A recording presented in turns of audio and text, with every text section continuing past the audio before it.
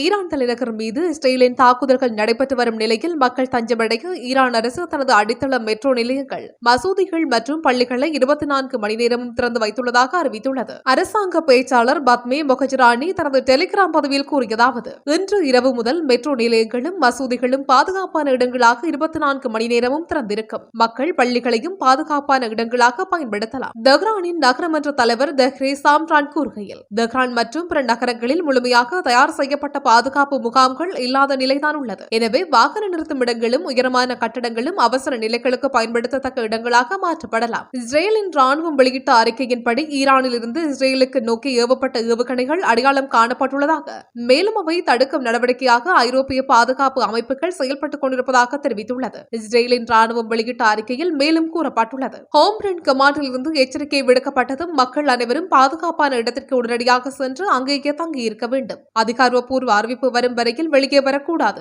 பாதுகாப்பான இடத்திலிருந்து வெளியே வருவதற்கு தெளிவான உத்தரவு வந்த பிறகு மட்டுமே அனுமதி உள்ளது என வலியுறுத்தியுள்ளது.